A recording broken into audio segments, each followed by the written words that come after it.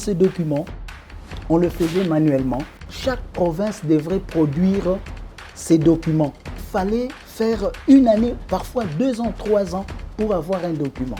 Vous voyez, pour aller acheter les rames de papier, les chefs doivent d'abord donner l'ordre à notre comptable de faire sortir de l'argent pour aller acheter les fournitures, tout ce que nous allons utiliser pour dépouiller les questionnaires statistiques. Ça prenait 1 année et demie pour faire le travail là. Cette application, c'est vraiment venu à point nommé pour révolutionner les choses. Les ordinateurs sont là. Nous avons vraiment la facilité de faire la saisie, de faire l'analyse, de faire le traitement des données et ainsi de suite. Dès que les OPS terminent, faire la saisie, nous, étant administrateurs, les soirs, je fais la synchronisation. J'envoie directement les données à Kim. On fait les traitements pendant 1 semaine. Nous avons tous les annuaires des provinces et l'annuaire national de manière automatique. Donc il y a gain de temps. Les gains du temps, la fiabilité et la performance sont les plus grands défis relevés aujourd'hui grâce au projet SIGE, Système d'information et de gestion de l'éducation. Le projet a permis d'avoir une base de données, SQL Server, qui permet donc une consultation en ligne. En même temps, cette base de données a été mise à jour et couvre l'ensemble des sous-secteurs avec un atlas sur les 26 provinces. Le SIGE est une sous-composante du projet de renforcement du système de développement humain. Il a démarré en 2005 dans le cadre du projet d'appui au secteur de l'éducation financé par la Banque africaine de développement. C'est quoi ce système? C'est une base de données qui renferme toutes les informations sur le système éducatif. Vous avez toutes les informations sur les écoles, les écoles maternelles, les écoles primaires, les écoles secondaires. Et vous avez sur la taille de ces écoles, la capacité d'accueil de chaque école. Vous avez des informations sur les enseignants de tous les niveaux avec leurs qualifications par sexe et tout ça, et des informations sur les élèves. Cette sous-composante a été exécutée premièrement dans les 6 anciennes provinces de la République démocratique du Congo. Il s'agit des provinces de l'Équateur, Kasaï central, Congo central, Maniema, Katanga et province orientale. Le projet SIGE est un projet phare de notre bureau, en ce que ce projet a fédéré autour de notre travail, en fait, qui est un appui au gouvernement du Congo pour la collecte et le traitement des données statistiques. En 2015, avec l'appui de l'UNESCO, elle a été élargie aux 17 provinces décentralisées. Ces provinces ont toutes bénéficié des ordinateurs, des serveurs, des tablettes, des kits de connexion Internet et autres matériels haut de gamme devant les aider à mener à bien ces projets. Le projet SIGE a voulu mettre en place disons, un système qui permet au ministère de disposer de manière régulière des données statistiques fiables, désagrégées et à jour qui sont nécessaires pour gérer et piloter les sous-secteurs de l'enseignement primaire, secondaire et technique. C'est dans un contexte dominé par de multiples difficultés liées surtout à la collecte, le traitement et la diffusion des données statistiques que le projet SIGE a été initié pour relever ces défis malgré l'étendue du pays. Avant le projet, on faisait quoi? Dans l'arrêté signé par le gouverneur, on mettait certains frais là-dedans, comme l'argent qui pourra nous servir de multiplier les questionnaires et envoyer cela dans les sous-divisions. On peut retrouver que les questionnaires, oui, on les a envoyés, mais c'était mouillé en cours de route. Avec tout cela, je puis dire que c'était très difficile.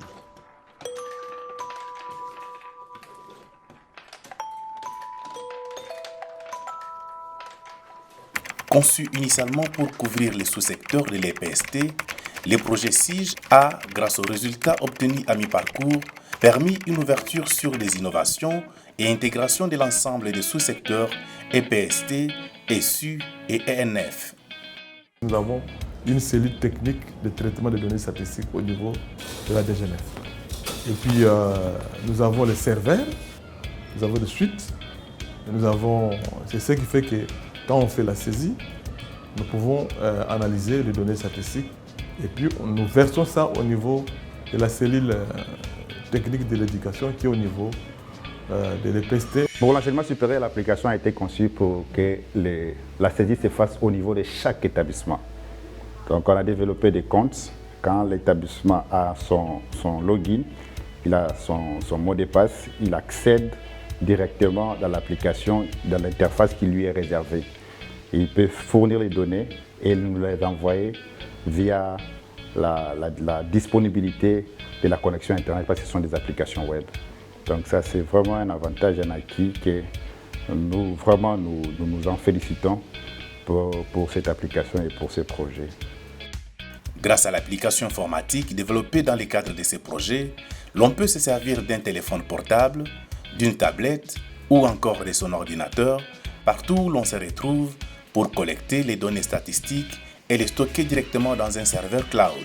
Pour le Haut-Katanga, c'est vraiment un projet qui est venu moderniser les systèmes de traitement des données. Gérer les statistiques, ça demande beaucoup trop d'appui. UNESCO nous a vraiment aidés avec cela pour que nous arrivions à avoir des données moins contestées que des données fiables. Et si la donnée a été mal renseignée, l'application était capable de nous informer qu'il y a erreur et on pouvait corriger directement. Nous avons créé un portail de reporting qui permet à tous les utilisateurs de pouvoir consulter en ligne partout où ils sont dans le monde, sur leur téléphone, sur leur ordinateur ou sur leur tablette, de pouvoir consulter les données et donc à partir du portail de reporting.